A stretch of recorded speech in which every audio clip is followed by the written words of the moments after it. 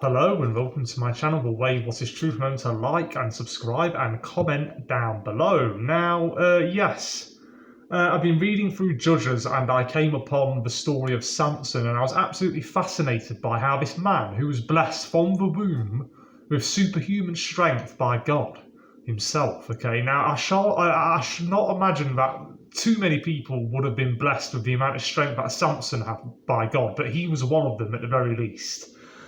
And what fascinated me was how he was so physically strong, but he had a weakness towards women. And he allowed, oftentimes, his feelings to mar his judgment, you see. So the whole moral of this video, the whole moral of this story that I'm trying to portray right now is not to pay too much attention to our feelings. In fact, recently I did a short video based on how our feelings can be deceptive, and they are, because our feelings oftentimes are fleeting. They can change within a 24-hour period, and so on and so forth. So we need to judge somebody based on their character rather than their looks, rather than the image of what we would like to see. Sometimes when we think of someone, we can have like a romantic, rose-tinted glasses vision of who we would like them to be rather than who they actually are. Oftentimes what we see and what the reality is are two different things, you see. We mustn't get carried away by our feelings, not just when it comes to women from a man's perspective. This goes beyond just romantic stuff. It goes towards friendships, family members, work colleagues, and so on and so forth. We mustn't allow our feelings, we mustn't get carried away.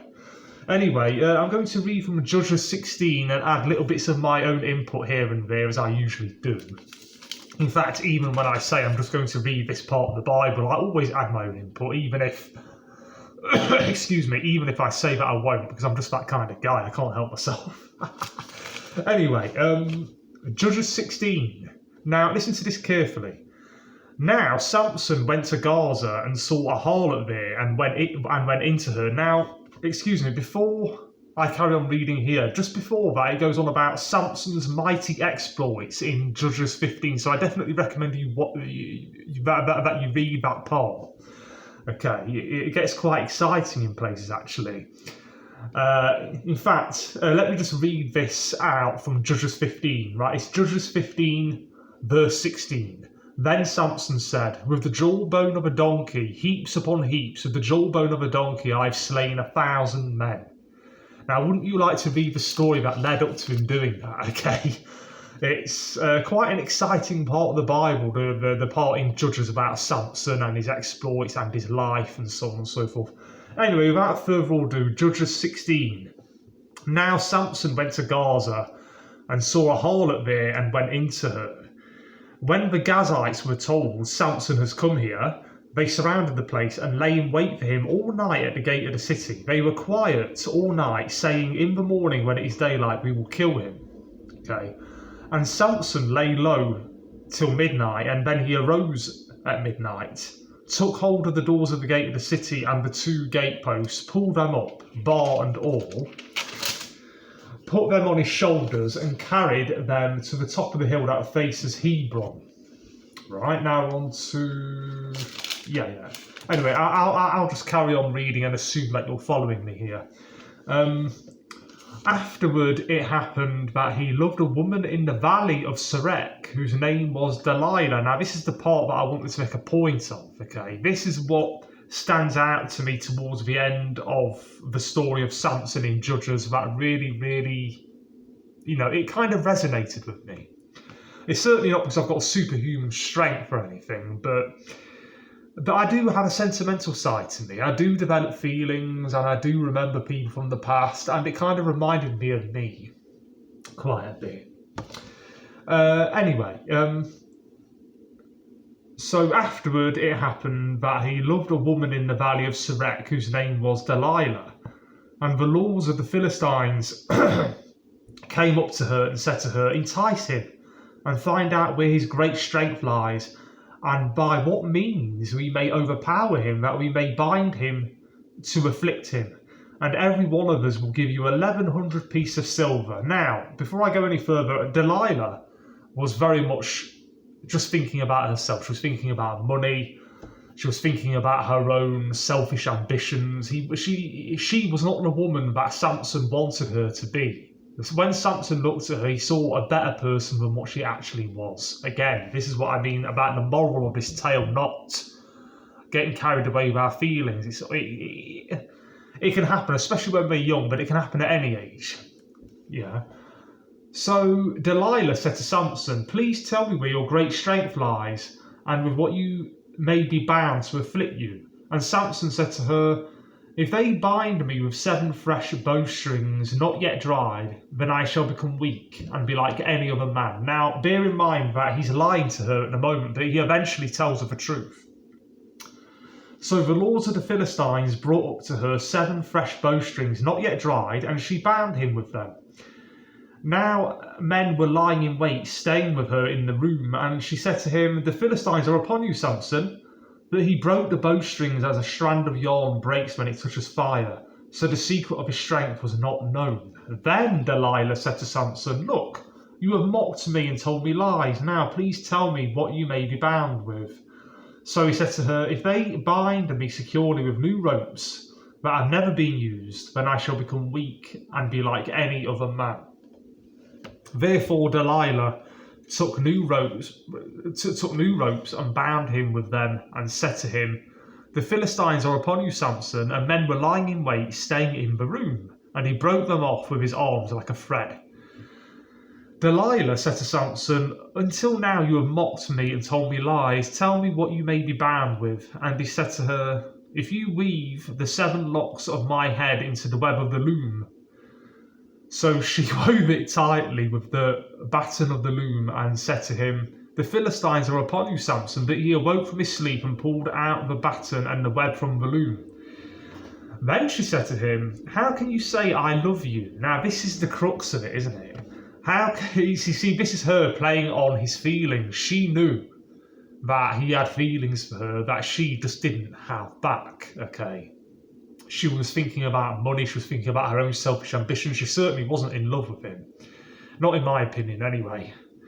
Then she said to him, "How can you say I love you when your heart is not with me? You have mocked me these 3 times and have not told me where your great strength lies." And it came to pass, when she pestered him daily with her words and pressed him, so that his soul was vexed to death. He was getting fed up with it. She was asking and asking and asking, obviously.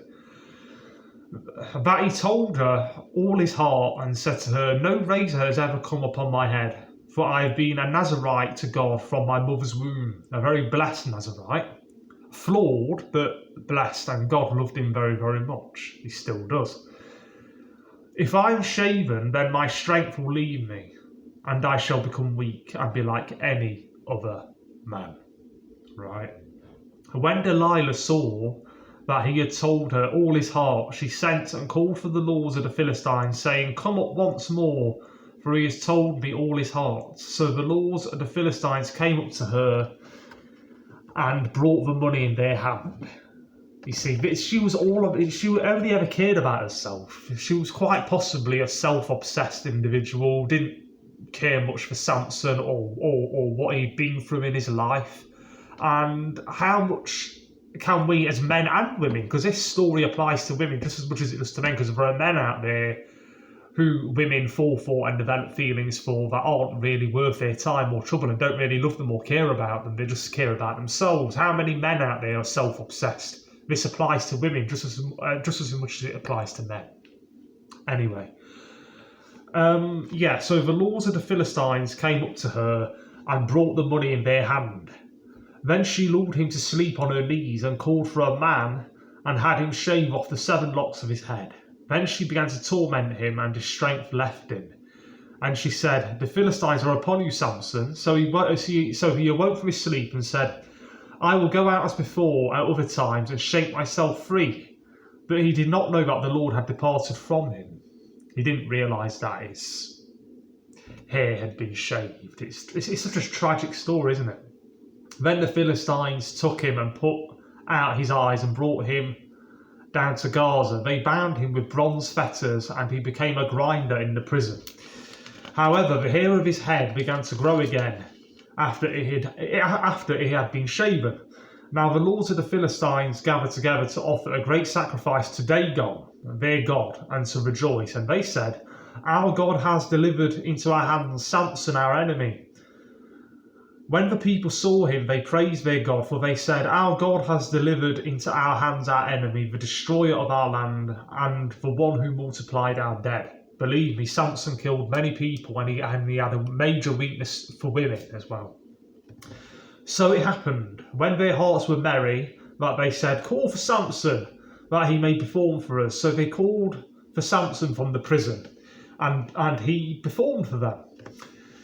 And they stationed him between the pillars. And then Samson said to the lad who held him by the hand, "Let me feel the pillars which support the temple so that I can lean on them." Now the temple was full of men and women. All the lords of the Philistines were there, about 3,000 men and women on the roof watching while Samson performed. Can you just picture this scene in your head? Of course, many films have been made depicting this part of the Bible as well. Many plays have been done about the story of Samson and Delilah, and many films have come out as well. Perhaps you might want to check out a few of them. Then Samson called to the Lord, saying, "O Lord God, remember me, I pray. Strengthen me, I pray, just this once, O God, that I may with one blow take vengeance on the Philistines for my 2 eyes." And Samson took hold of the 2 middle pillars which supported the temple, and he braced himself against them, and on his right, and one on his right, and the other on his left. Then Samson said, "Let me die with the Philistines." And he pushed with all his might, and the temple fell on the lords and all the people who were in it. So the dead that he killed at his death were more than he had killed in his life. Okay. And his brothers and all his father's household came down and took him and brought him up and buried him between Zorah and Eshtaol in the tomb of his father Manoah. He had judged Israel 20 years. Now, let's just reflect on this story a little bit before I end the video. And remember what I said at the start of the video, this is about us men, and it applies to women as well. It applies to everyone, just people in general. Not to be deceived and get too carried away by our feelings. Our feelings can be deceptive. Our feelings are based on presuppositions and ideas and notions that we have about a particular individual or even group of people. It can be, yeah? We can be biased, we have incomplete knowledge about other people. Sometimes we can think something about somebody, but really that isn't true. We really don't know who it is that we may have feelings for or that we may want to be friends with, you know? So we should not be naive and allow ourselves to be distracted by our temporary, fleeting feelings. Our feelings are important to God. He knows us inside and out. He knows why we feel the way we do. But just look at Samson, how he was deceived by Delilah, this woman who was full of selfish ambition. She just cared about money, cared about her own ambitions and everything. You know, she never loved Samson. But Samson fell for it anyway, you know. So how many men today have weaknesses for women that are no good for them? You know, it's a rather typical scenario, isn't it, that as teenagers and in our 20s, men generally do try to get a girlfriend. They sleep with them, obviously, whether it's in or out of marriage. And we make mistakes when we're young and even when we're old as well, because we get carried away by our feelings. We should look to the character of a person. We should use our heads more and not follow our heart. I know that's easy to say, not to follow our hearts and just follow our heads, but we need to be more like that, especially in this day and age. The days are evil now. Okay, so yeah, I mean, but the moral of the story of to me, what stands out more than anything else in the story between Samson and Delilah is how he got carried away by his feelings. He was ruled by his feelings up to a point, he was, and he had a weakness for women. That doesn't mean to say he was daft or stupid or anything. It doesn't mean that. It means that when it came to women, he had a weakness, like so many men do, and like how so many women have a weakness for men. Look at how many women, for example, are friends with the wrong kind of men or are in romantic relationships with the wrong kind of men. Likewise, men are often in the wrong kind of friendships. Sometimes it could even be with members of the same sex, you know, as in I could, I don't know, I could walk down the street, see a guy and think, oh, He looks lonely. He looks a bit depressed. He looks like he could do with a friend. I'll try and chat to him, try and get him to go to church. Whilst really God wouldn't want me to have anything to do with him, because God knows things about that man, that guy, that I know nothing about. It could be a scenario like that, you know. There are certain people in this world, whether we care to admit it or not, that God wants us to have nothing to do with. Whether it's just friends, romantic relationships, work colleagues that he wants us to just be polite to and be amicable with and be civilised with, but at the same time he doesn't actually want us to befriend them or have anything to do with them. We are to live in this world but not be a part of it, and that goes for the people that belong to the world. There are the people in this world who belong to the world. They don't belong to God. They belong to Satan's world. This is Satan's world that we're living in, whether we like it or not. There are people that belong to Satan, whether they realise it or not. The majority of them don't realise it. And there are people that belong to God. That sounds a bit black and white, doesn't it? But even in the Bible it's written, what fellowship does darkness have with light? He doesn't want Christians to mix and make merry with unbelievers in general. That doesn't mean to say that we should look down on people and be snobby and be full of ourselves and think we're too good to mix with people, whatever. It's not that at all. It's just that bad company corrupts good character. Whatever good character we have, God wants to nurture that and to prune that and to discipline us and to give us wisdom, guidance and understanding and to teach us life lessons. This life is a journey. Okay, and life's a tough old lesson for all of us.